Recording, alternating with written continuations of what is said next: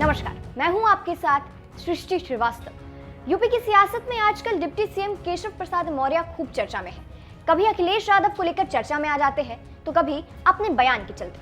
और अभी तो फिलहाल केशव मौर्य का जिक्र मुख्यमंत्री बनने वाली बात पर हो रहा है, जहां उन्हें ऑफर तक मिल रहा है मुख्यमंत्री बनने का। अच्छा, अब मुख्यमंत्री का जिक्र हो रहा है तो आपको याद दिला देते हैं, 2017 में केशव प्रसाद मौर्य को ही यूपी में मुख्यमंत्री का दावेदार माना जा रहा था, लेकिन वो बने नहीं। अब वापस से इस बात का जिक्र हो रहा है, जिसका जवाब भी दिया है केशव प्रसाद मौर्य ने।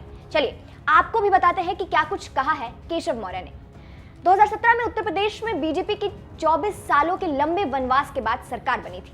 बीजेपी को अकेले राज्य में 303 सीटों पर जबरदस्त जीत मिली थी। तब यूपी बीजेपी के प्रदेश अध्यक्ष केशव प्रसाद मौर्य थे। उन्हें मुख्यमंत्री का दावेदार भी माना जा रहा था। एबीपी न्यूज के शो प्रेस कॉन्फ्रेंस में केशव प्रसाद मौर्य ने इस संबंध में जवाब दिया है। शो के दौरान उनसे पूछा गया कि क्या आपको 2017 में सीएम ना बन पाने का दर्द है। इस पर डिप्टी सीएम केशव प्रसाद मौर्य ने कहा, ये आपको लगता होगा, मुझे लगता है कि मैं पहली बार विधायक बना, विधायक रहते लोकसभा का चुनाव लड़ा, चुनाव जीतने के बाद मुझे प्रदेश अध्यक्ष बनाया गया, अध्यक्ष रहते हुए हमने इतनी बड़ी जीत हासिल की।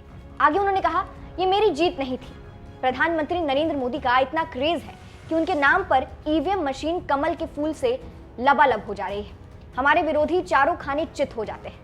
वही विभाग बदले जाने पर उन्होंने कहा, यह मेरा अनुभव बढ़ाने वाला काम हो गया है।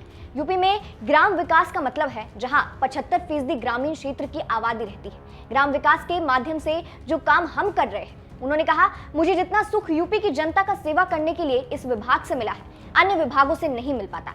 हम आपसी समन्वय और योगदान के साथ मिलकर विकास का काम कर रहे हैं। मेरे अंदर कोई दर्द नहीं है, मैं खुशी से एकदम झूम रहा हूँ।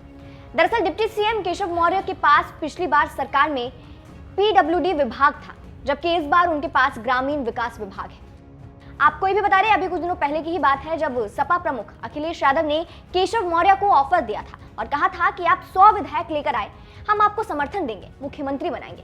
हालांकि इसका केशव मौर्य ने तगड़ा जवाब भी दिया था और कहा था, सपा के 100 विधायक बीजेपी में आना चाहते हैं, लेकिन हम तोड़ना नहीं चाहते हैं पार्टी। आप उनका वो बयान भी सुन लीजिए। श्री अखिलेश यादव जी पानी से निकलने के बाद मछली को देखते हैं अपना तड़पती है। श्री अखिलेश यादव जी सत्ता के बिना तड़प रहे हैं। समाजवादी पार्टी समाप्तवादी हो गई है, वो समाप्त होने जा रही है। उनके 111 में से 100 विधायक स्वयं छोड़ करके सपा भाजपा के ओर आने के लिए तैयार बैठे हैं। अभी हमें तोड़ने की आवश्यकता नहीं है, हमारी सरकार मजबूती से चल रही है। पहला कार्यकाल चल गया, वो केशव प्रसाद के समर्थक नहीं है, वो भाजपा के विरोधी हैं, वो पिछड़ों के विरोधी हैं। वो इस प्रकार की बातें करके आपसे सवाल करवा करके मीडिया में चर्चा जरूर पा सकते हैं, लेकिन उनकी भावना कैसी है। जब विधानसभा का सत्र चल रहा था और विधानसभा के सत्र के दौरान जब उन्होंने तमाम सारी ऐसी बातें कही जो कड़वी बातें थी, हम लोगों ने धैर्य से सुना था।